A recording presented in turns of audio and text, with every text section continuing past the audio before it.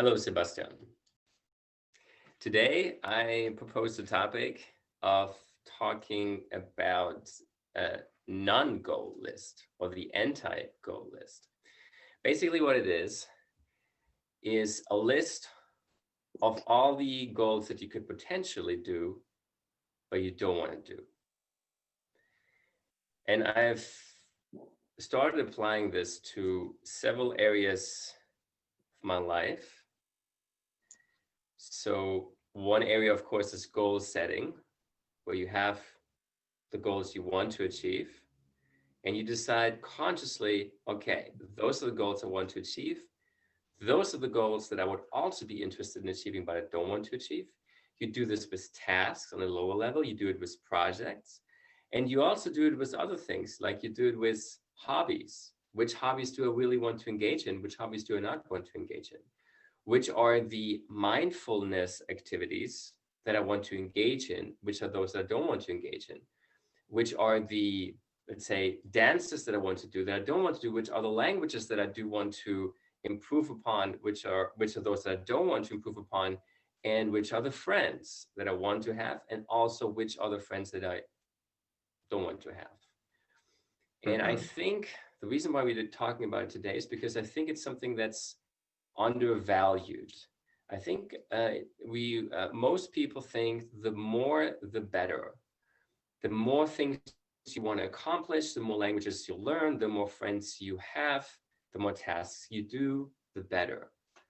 But in fact, from my experience, I've seen that many times it's better to have less. And in fact, we all have a limited amount of time. We can't add to our 24 hours a day. So when we do have too much, it just means that the things are not getting done. So if you have too many friends, you don't stay in touch with any of them. If you have too many goals, you don't accomplish any of them. If you have too many tasks, you're all the time buried in emails and urgent tasks, and you don't get the most important tasks done. So I can see many areas where the same principle applies. Focus on the most important stuff. And in order to do that, be very conscious on those things that are attractive, but that in fact, it's better to cut them out. So in today's discussion, I think we first let you talk about what you think about it, and then we can go into what are the, if that's true, how do we do it, and what are the benefits, and what are the costs of not doing it? Okay, so I think I would like to point out that there is like this default narrative of what goals you should accomplish in life as dictated by your culture, society, and so on. And if you don't make your conscious choices, you will pretty much end up repeating the life of your parents in the same community and so on. So even to notice that and to maybe say no to some of these things is very valuable and sometimes really challenging. Because the moment you're born, there's almost like this provisional path for your life already set out.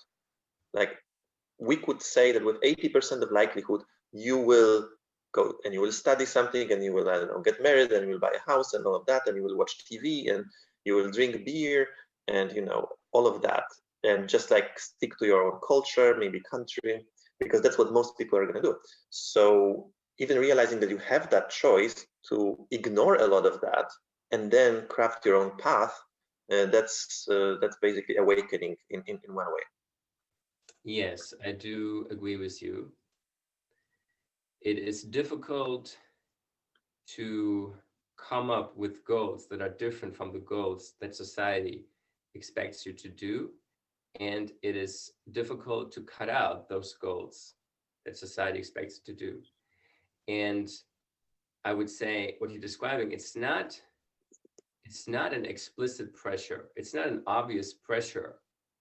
It's a very subtle pressure. You just by default go with the flow.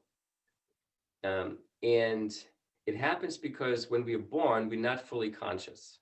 When we're 1 year old, we're not fully conscious. And so we kind of, while we are growing up, we kind of assume certain things, taking those things for granted. And there needs to become one point when you realize, wait, I actually have the choice to set my own goals and to not go with the goals that society implicitly assumes me to take. Yeah, and this comes at a price because society will kind of accept you and validate you if you follow its path. And if you don't, then you will be the weird one. Maybe you will be the lonely one. So there is like the benefit in choosing your own path, but then there's the price you pay by disconnecting from most people as well, right? And maybe antagonizing some of them and maybe losing some of them. Uh, When do you think, can you point to a time in your life when you observed this and you decided, actually, you know what? I'm not going to go after some of those goals and I'm going to go for different goals. well, I think first one was with like rejecting religion around the age of 15. And then and maybe like around 20 interest in like entrepreneurship, this kind of things. So maybe not wanting to have a job anymore. So there were those things, but also my home was very specific because, for example, my dad doesn't drink alcohol. So he showed me that it's possible to like be very against societal standard that every man has to drink beer and all of that.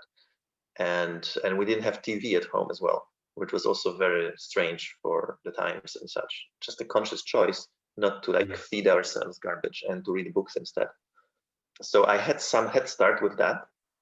And then it was maybe easier because of it to add on top of that my own choices that are against the mainstream. Okay.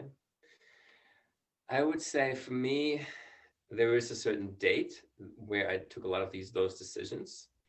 It was when I was 14 years old, actually 15 years old, sorry, when I took a very long walk and I decided on certain things that I wanted to accomplish and not accomplish. And that's when I decided, okay, I'm going to go to the US, to high school in the US. And when I came from high school in the US, I also was very conscious about the plans. And it was the first time that I thought about the concept that you mentioned, that most of the people don't think about their goals. They just accept the goals that are given by society.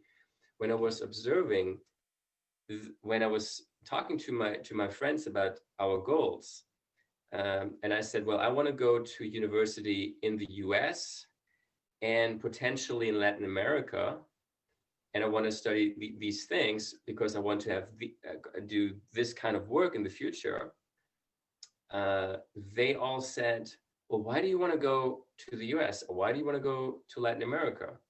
And why do you want to do this? Because you've always been so good in so many other subjects. And I would tell them, well, why wouldn't you? I mean, what's the benefit? And then they didn't really know how to argue. And I could feel that for them, going to university in Germany was a default choice.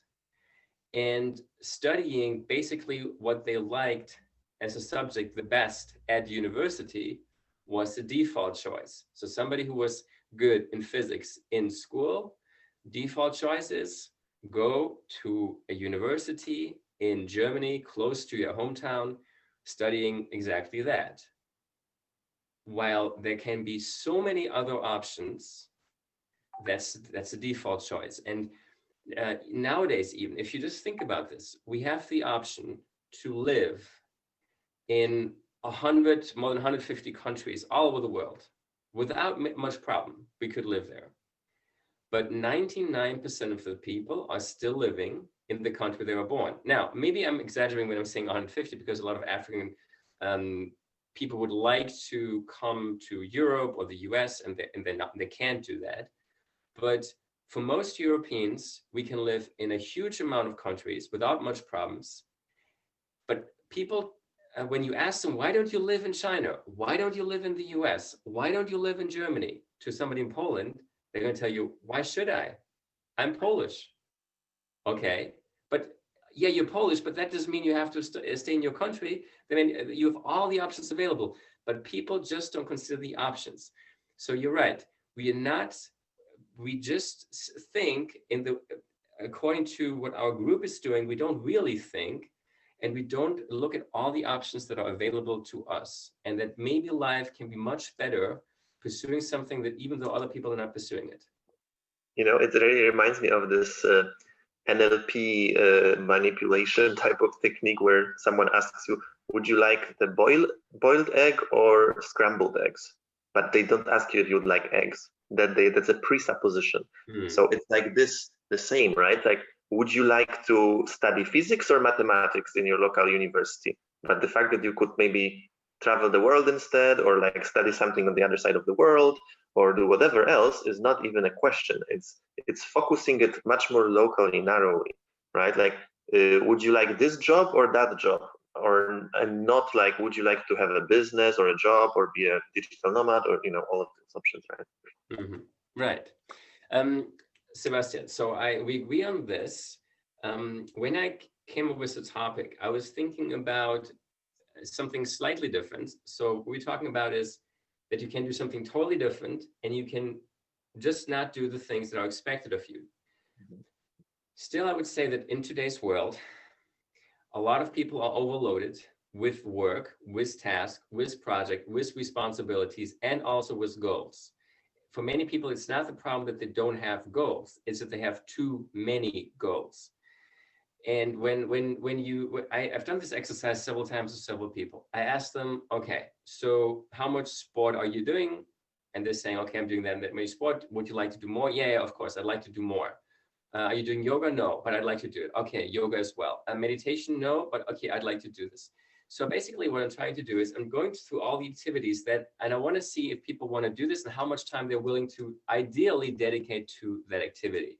They want to dance, they want to do meditation, they want yoga, they want, of course, they don't want to have less sleep, they want to have a solid 8 hours sleep. They want to, of course, also have time for friends and for family and for the wife and for the kids. And then, of course, they want to have a 60-hour work week because they want to accomplish a lot on their job. They want to get a promotion. At the same time, they want to build a business. And you put this out, and then you kind of estimate how much time they would like to spend with the family, they would like to spend with their friends. And then it comes out to like 40 hours a day. And hey, this is impossible. You don't have 40 hours a day. So you need to really make tough choices. And the question is, how can you make these tough choices? And as important as it is to put something into your calendar or into your goal list, it's as important or even more important to put something out and say, no, I'm not going to do this. And just one more thing, because recently I was reading something interesting, which was the Warren Buffett way of prioritizing. There is this story that the pilot of Warren Buffett told him about his future objectives and what he should do. And then Warren Buffett told him, okay, what you're going to do is you're going to write down 25 goals that you have. Write them down. So the pilot wrote down the 25 goals. Then Warren Buffett told him, okay, nice. Now circle the 5 most important goals. And the pilot of Warren Buffett circled the 5 most important goals. And then he said, great, now you know those are the goals that you need to focus on. Okay. And the pilot said, okay, so then what do you do with the other goals? And Warren Buffett asking, that's a good question. What do you think you should do with the other 20 goals that are most important, but are the ones that are not circled, meaning not the most priority ones? And the pilot said, well, I'm going to focus on the top 5, but those are like secondary goals. And Warren Buffett said, no, that is completely wrong. Those 20 other goals are the biggest danger to you, because these are the goals that are attractive to you, that are almost the top priority, but not quite. And that is why these are avoid at all cost goals, because there are some goals that you don't have. But those goals that almost make it to the top priority, those are the goals that are going to get you distracted. So if you really want to live life for your goals, you need to label those goals as avoid at all cost, those 20 secondary goals, and try everything to avoid those. And I thought this was very interesting to show you how difficult it is, and that really we need to focus on those things that almost appear good, because this is the most dangerous to get us distracted. That's very interesting. Yeah. And, goals can get us distracted, but also things like, I don't know, distractions, actual distractions like social media and um, just internet use and all kinds of habits that bring TV watching or whatever, that bring chaos in it, right? So one thing, yeah, we can be distracted by other goals, but we can be also distracted by things that are designed to give us instant gratification and just like suck our attention and get us addicted to it. So that's another thingy there. Yeah, the difference between those things is that if I am playing computer games, World of Warcraft, whatever, if I am binging alcohol drinking, if I am watching pornography, if I am doing all these things that I know are bad, then it is less dangerous to me because I know these are bad things, so it's easier for me to cut them out. It's more dangerous to do something which actually does not seem bad, which actually does seem good. So, for example, watching the news, there is a rationalization for not watching the news, which is, well, I need to know what's going on. It's important for me to know what's going on, and I need to know what's going on in politics and in the business section. So I'm just reading what's important to know. So there's a justification, and this justification makes it so much more difficult to be strict on avoiding it. That's a good point, especially now with COVID. If like rules and regulations in your area might be changing from one day to the next, you might not be allowed to go on the streets. So you would like to know whether you are allowed or not, right? Stuff like that. It's harder right now, I think. But I think it's interesting to realize that books, for example, are so much better source of knowledge than, let's say, articles, even about the same topic, right? Because you need to go in depth and so on, and so that you really grasp the whole idea. So sometimes just making a switch from like reading articles about something to reading books about that can be a big help as well. Yeah, and one thing about that, what I noticed is that I noticed the same thing that you're saying. You get a different state of mind, but what I noticed is it doesn't necessarily depend on the format. Uh, I went to a library once, few months back, and printed out a lot of articles.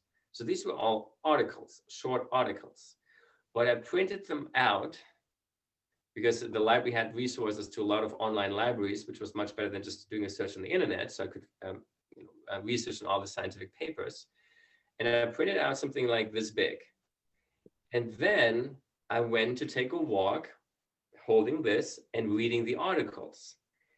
Now, I was in the same state as reading a book, meaning my mind was focused and I was not distracted by any other stuff on the internet, and I was just focusing on these articles. So then I do feel that the benefit you get, even though it's in the form of an article, is the same or even more than reading a book. Because it's interesting because the context also matters. When you do read an article, you just start looking at it, going over it. Okay, let's go to and read some news about Trump, or let's see how the soccer score has been. So you're not really focused on the article. Yeah, because if you saw the article in your newsfeed, for example, but you also saw, I don't know, cat pictures and news from your family or whatever, then you're not in the state of mind, you're in this very shallow attention type of thing. And you were just switching context from thinking about something else to this and then to something else. So this kind of goes through your head and it doesn't register. Whereas with the book or with the series of articles that you just go through, then you just focus more on this subject for longer. Yeah, it's interesting. Right. I agree. So, short summary. It's important to have a no-go list. We can apply this no-go list to different areas of our life to reduce the amount of ultimate goals, to reduce the amount of projects, to reduce the amount of tasks, to reduce the amount of friends that we want to stay in touch with, to reduce the amount of responsibilities we have, to reduce the amount of hobbies we have. One of the ways is to pay attention that you don't focus on goals that are not goals that are really coherent with what you want, but which society gives to you. And okay, and if you have less goals, you are more focused, and if you're more focused, you're probably more productive. Now, could you tell me some of your own experiences in terms of having too many things to work on, or too many things to do during a day, and feeling I need to get rid of this? How do I do this? And thereby either implicitly or explicitly making a list of no goals. I don't really experience that problem on a regular basis, but I'm really kind of skeptical about, let's say, ideas to implement, or let's say improvements to the website or something. So I'm very selective. Like, there are a lot of ideas. So we could improve this and we could improve that. But then I'm like, okay, this is not going to double our business. This might have no impact or low impact, or this might go backfire because of whatever. So I only want to implement ideas that are like spectacular, have big impact. So then I basically say no to a lot of ideas that are lower quality. I'm all about like generating ideas, but then evaluating them. And if I don't see that this is like an amazing opportunity, I would rather do nothing than implement an idea that has very low potential and it's like not that great. Okay, so I think that makes a lot of sense. So I would say, and by the way, if you're working on a software product and you're thinking about functionalities or changes to software, that's a very good exercise for prioritization, because the same concept applies there. Just like Steve Jobs said, perfection is not about adding to the maximum, but subtracting to the maximum.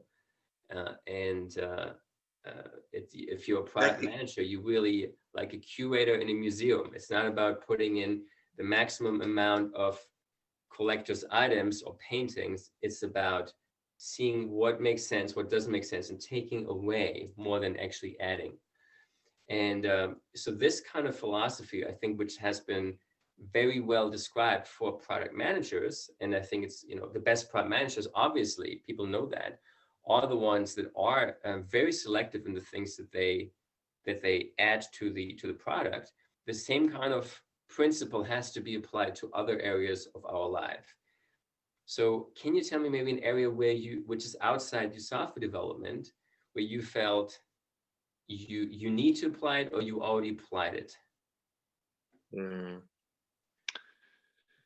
For example, have you applied it to dates? Have you applied to say, hey, maybe I'm having too many dates. Maybe I should just be more selective and just take away and focus on the most interesting ones? That's true. Yes, actually, I think one of the biggest costs in dating is like spending time with people who are not that into you, or with whom you don't have that much compatibility. So actually cutting them out very quickly early on in the process is going to save you a lot of time. So actually, I believe in having very fixed rules. So if someone doesn't want to follow certain pattern of interaction, you should move on instantly, because that means they're not that into you, for example. So yeah, I think it just comes to understanding that, many times, let's say, I don't know, you invite the girl after a date to your place and she says no because whatever. It's done. There's not, if you try, I know, second date, whatever, I think that's not a good idea. She's just not into you, and that's it, and then you should move on. So you basically learn how to spot those indicators of disinterest, and if you only want to deal with people who have very high interest in you, you will have to reject everyone who doesn't show the appropriate level of interest. So that's how I would approach it. All right, so that means you are very selective. Nowadays, I think that probably maybe this has changed a little bit over the last 2 years, that you have become more selective and that also, I guess, in your case, from what you've told me, means that you have more abundance, and it was when you have more abundance, you know you cannot have more because you don't have more time. So you're either gonna see more new girls, or you got which means you have to push out other ones, or you just keep more time, spend more time with those people that you've already gotten to know. Exactly. So at this point, you don't want to invest any time in someone who is not reciprocating your interest fully. I think that's the best strategy. Yeah, that's your philosophy, and I think it makes sense for you. For me, I have a similar problem when it comes to friends. And I know people find it quite strange when I tell them that I have made a friend inventory and I update it, say every 2 or 3 months, I update the friend inventory. And the reason I do this is because I noted that I'm somebody who travels a lot, meets a lot of new people, and a lot of new people could go into this pipeline of friendship. But it's impossible for anybody to have 1,000 friends. So what do you do? When somebody new comes in, you have to actually kick somebody else out of your friends list. And that is something you also don't want to do. You don't want to kick people out. So, but if you don't kick people out and you do let new people in, it means that you either overwhelmed trying to keep in touch with your friends, or you don't have a good relationship to anybody because you just don't have the time to keep up, to send voice messages, to see how they're doing, give a quick update. You just don't have the time. So what I decided is to have a friend inventory where I say, okay, there are different kinds of people that I want to have either a very close relationship to and I want to focus on more, or they're people that I want to kick out. I just don't want to have a relationship, or they're people that I kind of want to have, not that close relationship yet, but I do want to have a relationship with them, so I keep them. So that's another area of our lives, friends. So we talked about goals.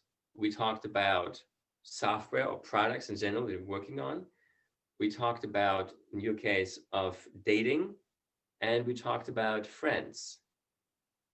What other areas do you see where we can apply the principles of moving something out so that we can focus on the most important stuff?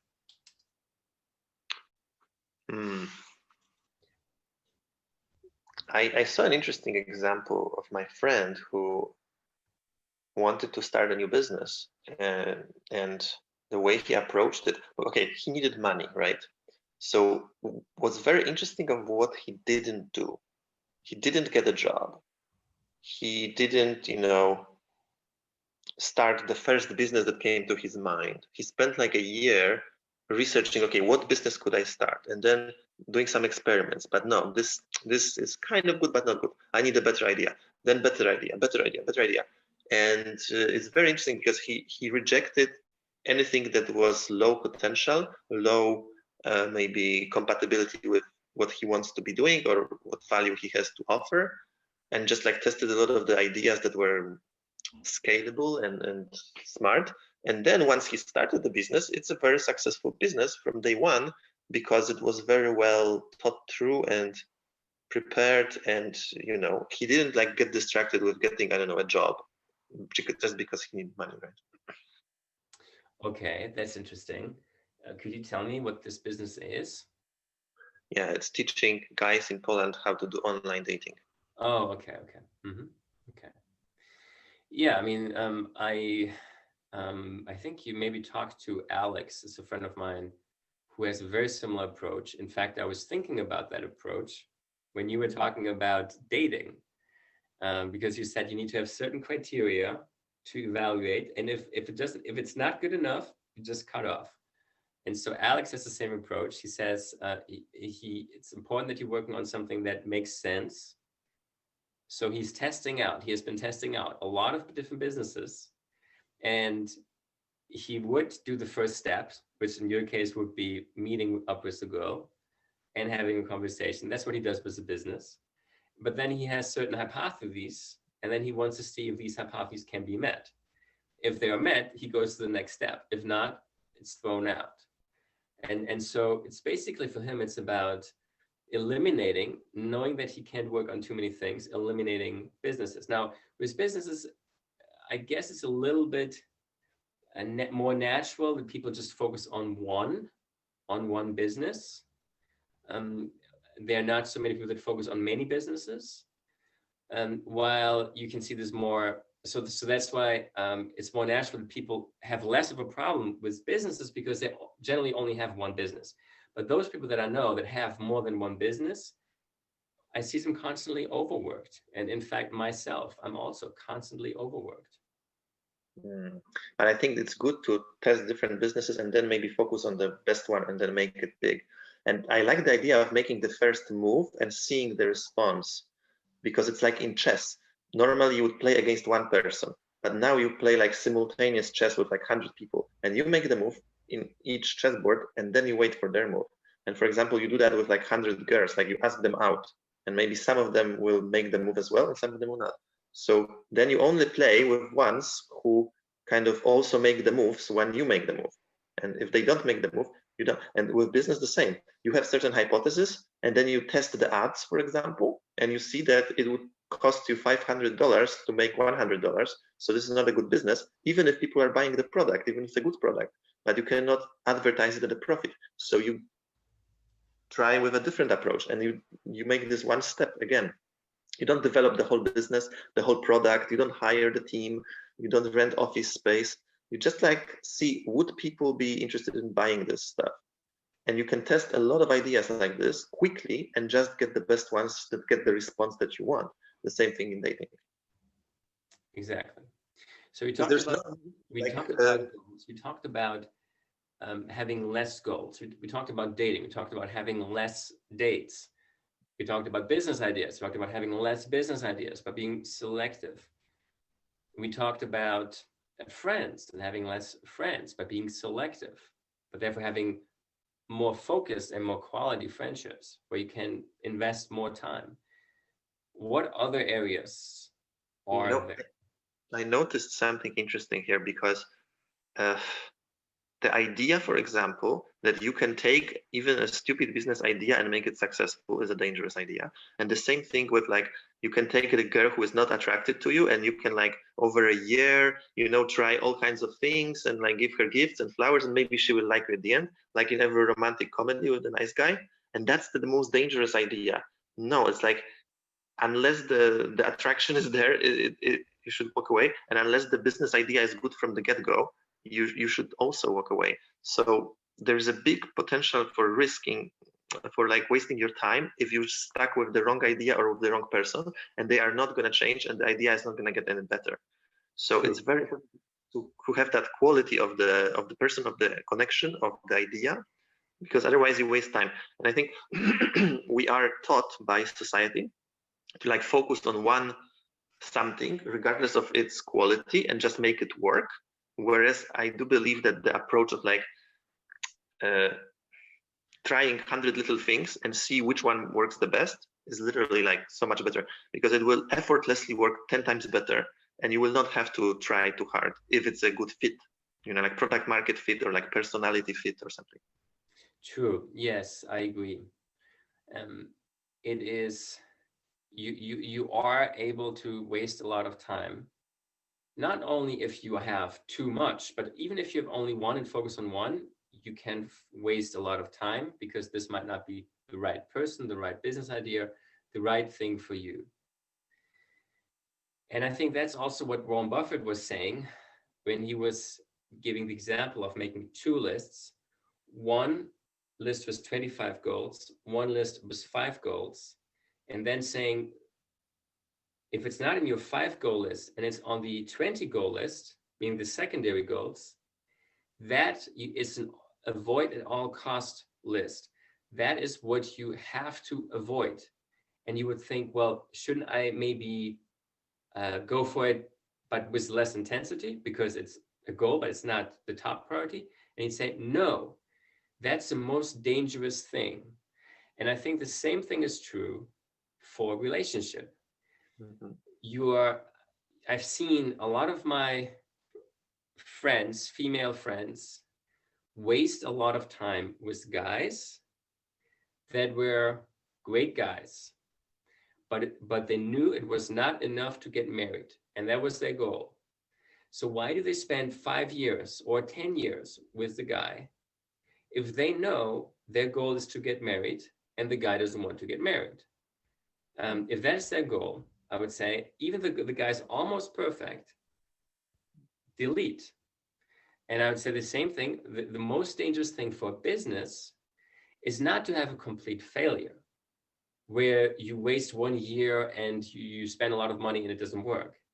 The most dangerous thing, the most dangerous business is where you waste 20 years of your life because you originally thought you could make a unicorn within 2 years, and it didn't work out like that. But you had some investors and you're working on it and you're trying to make it work and you're trying to make it work and you're trying to make it work and you have hope and somehow it could still become.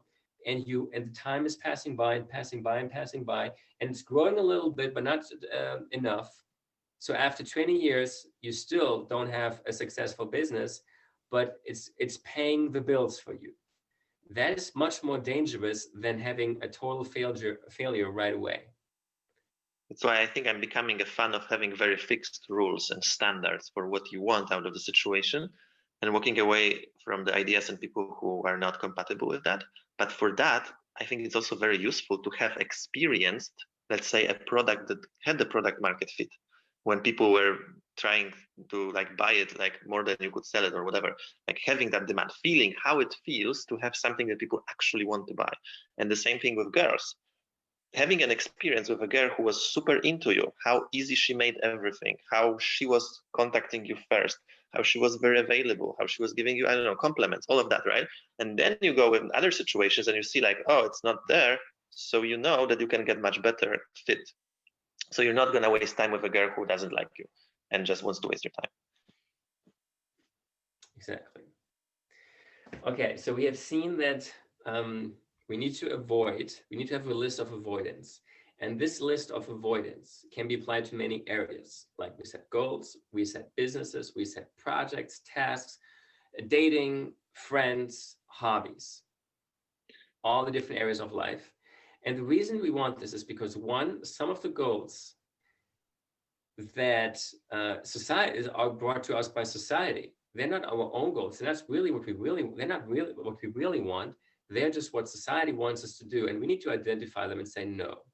Second, there are some goals that are almost good, but not quite as good. And you might be wasting a lot of your effort because you want this to be 100%. It's not 100%, but you still go with it. And then you're wasting your time with it. The business idea is good, but it's not good enough to become a successful business. The girl is good, has many, or the guy has many characteristics you want, but it's not the one. You like a certain hobby, and you really want to do it, but it's not as good as you want. So just make sure that and there you say you can have certain criteria, preset criteria, and when you have these preset criteria, it makes it easy to make a rule. This is also what Lean Startup does. In Lean Startup, what you do, you know the concept. You should set hypotheses. You should set hypotheses and then see if the result matches your hypotheses. If not, the rule is cut it off. Because most entrepreneurs, what they'll do is they get a result and it's disappointing, but it's not, there's something to it. And so they try to make it work. And this trying to make it work, although it's an honorable activity, these are great people, they try to make something work, but it's just better to just let it go because you haven't wasted much time. Just let it go quickly and work on something which works straight away. And the same thing, of course, with friends, with girls, with many other areas. So it comes down to clarity of thinking and of your goals. You want this particular thing. So anything that's not this, you don't want. And it's important to recognize that, right?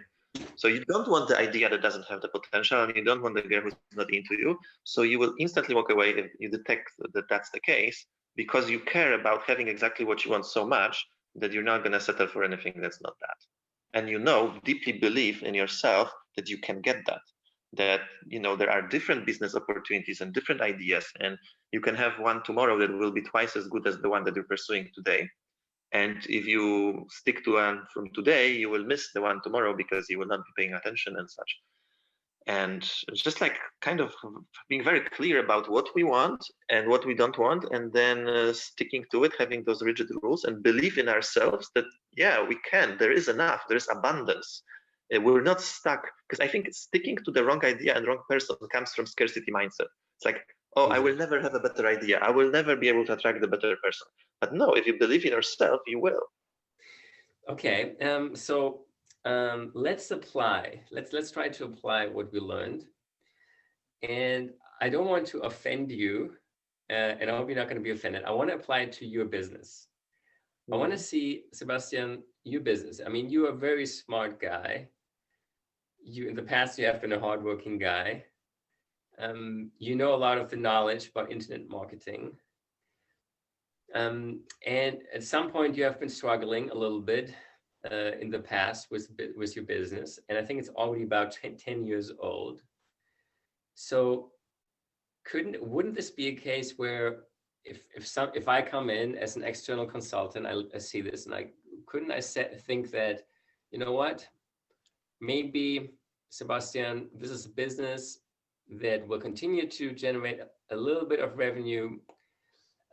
Is this really what you want? I mean, didn't you set out to create a unicorn? Didn't you set out to create something big and to maybe change the world and get different experiences by being in different places? And now you're going to be working for the next 10 years again on this business to teach Polish people English. How isn't it maybe the case that you are stuck because this business produces some profit, but in fact, what you should really be doing is close it down, or just give it to somebody, or just put it on hold, or just get the cash flow out and just not do anything anymore and just focus on a new business? This business might be keeping you, even though it's working, it's producing some income. Maybe this business is keeping you from achieving greatness. And what you really should be doing is try to put your mind to something new to really achieve greatness. What would you say? Yeah, I think it's a good point. And I also set out with more like an idea of wanting to be financially free, not having to work for money and this kind of thing, having passive income. So that was more, I didn't want to have a unicorn that was going to be sold on New York Stock Exchange or something, because that's like so much work.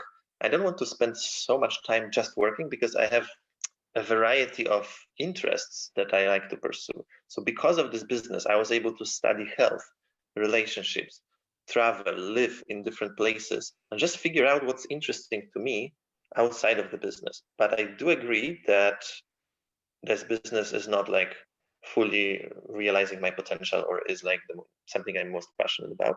And I can start something new and actually think about it right now as well. So I had different things also over the years, but small ones, like created a course about innovation and this and that, some YouTube channels. But you're right. I mean, it's lowering the motivation for maybe making money because the money is there. But it's allowing me to focus on other areas of life, which I liked. That was kind of good, because I don't want to just focus all the time on work. I see a lot of people who work, like you said, 60 hours a week, but then they don't know anything about health. They don't know anything about relationships. They don't know anything about all those other super interesting, important things, because they have no time to study these things. Okay. So it seems to me that while the business was a good idea and it was what you set out to do, you set out to do to have a business with passive income, that's what you've accomplished. You also see that maybe it does make sense to look at something else.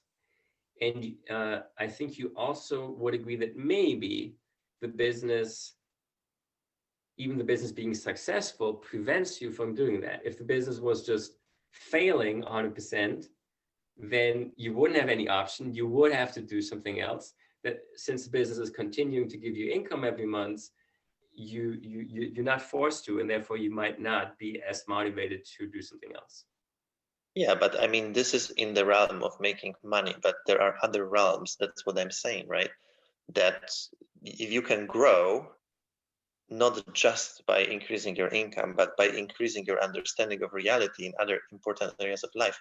And if you have more time, because this business is not taking that much time of you, then you can focus there. And I think I got so much out of studying health or relationships or this kind of things, physiology, anything that was interesting to me. And this also could be a base for new business, potentially. So I don't feel like I'm not really doing what I want to be doing.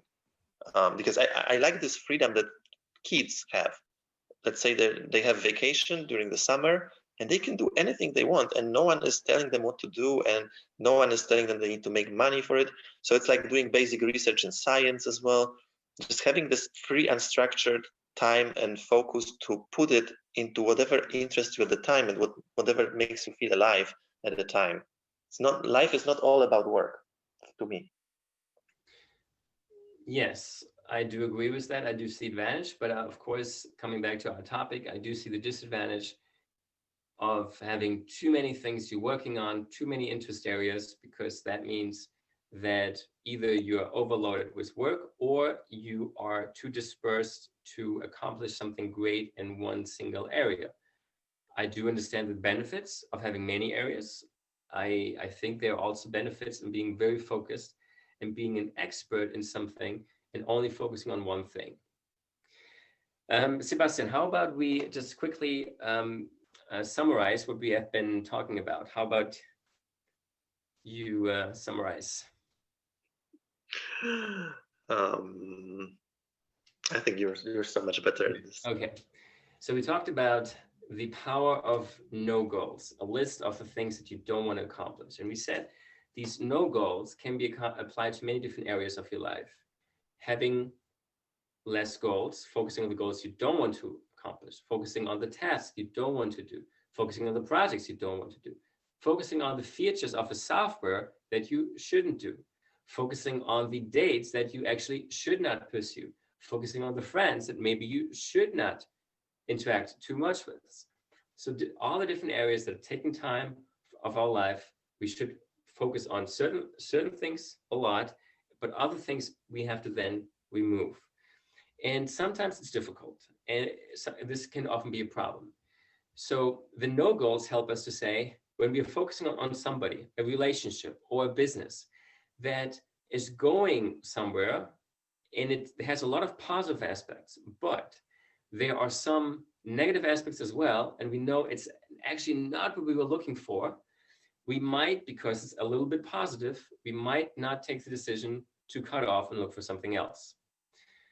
And that can be the danger of something that's good, because if something was bad, we just would do a new business, or we just do a new relationship. If something is good but not really what we're looking for, then it can prevent us from doing that, and we could be wasting time. The other thing we said is, don't take the goals from society. Make sure that these are the goals that you really want for yourself. And we said, nowadays, in today's world, there is just too much overload in many different things. Too many friends, too many projects, too many tasks, too many goals, too many software features you want to include in product, too many things. And it's important to always be very critical about anything else you want to include in the project. So for the software project, have less. Always try to have less. Only the essential stuff should go in there. For your daily task list, only focus on the most important things. Try to put out as much as possible. For your goals, the same thing. For the projects you're working on, for the businesses, the same thing. Any kind of business that seems good, probably a bad business. Unless you're saying, hell yeah, this is a great business, then go for it. But if you're saying, maybe, yes, no, it's always a no. The default answer should always be no. You should always be eliminating stuff so that you only focus on what is really exciting to you and what you really see is going to bring you forward. I love the idea. It's either hell yeah or it's a no. That's really good. But I also have the idea that like you could use something like an open architecture, I would say, which is okay, you have this business that is not perfect, but you make it very passive income based. So it doesn't steal all of your attention while paying your bills, which is useful. So you can put a lot of attention into whatever you want, but keep the money. So you could build sources of passive income that don't require maybe that much of your attention. You can design it that way. You can automate it, you can delegate it, like Tim Ferriss did with his business, right? And the same thing with relationships. Maybe you have no one right now, and then you meet someone who is kind of good, but not excellent. So you can have more like, I don't know, friends with benefits with this person, but you don't go further with this person because there's no potential. Exactly. And why that you I totally agree with you, Sebastian. And I've been in the situation, I totally agree. But it's just important to have the clarity, that the business is not the great idea that you had. You're going to build this unicorn business. No, it's the purpose is for generating some passive income. And if that's accomplished, just keep it on the side. Don't focus on it. And your real business, your passion, you should focus on something else. And the same with the date or with a friend. I'm not saying you should get rid of this totally. There might be a benefit, but just be sure. If this is not going to be your, let's say, your marriage partner, don't focus on this person. Say, okay, it's okay for me. I'm just going to keep him on the side, but I'm not going to think that he is going to be my marriage partner. So at the same time, I'm going to be looking for my marriage partner. I'm not going to let him prevent me from achieving what I want. Exactly. It's very important, I think, to realize that exact thing. That if it's not a good fit, but it's kind of okay-ish, then it can serve some purposes, but not all purposes. So you should continue to search while this might be satisfying some of your needs that you might need to have satisfied as well. Because the risk of doing the opposite is that you will never meet the ideal person, or you will never find the greatest business opportunity, and you will basically go through your whole life alone and like starve while trying to do a business, right? Because it has to be balanced somehow with reality. Reality gives you certain feedback, and while you might be striving for perfection, sometimes you may accept to some level in an open architecture way some things that are not fully there but are satisfying some of your needs, at least temporarily. Okay, I think that's a good conclusion.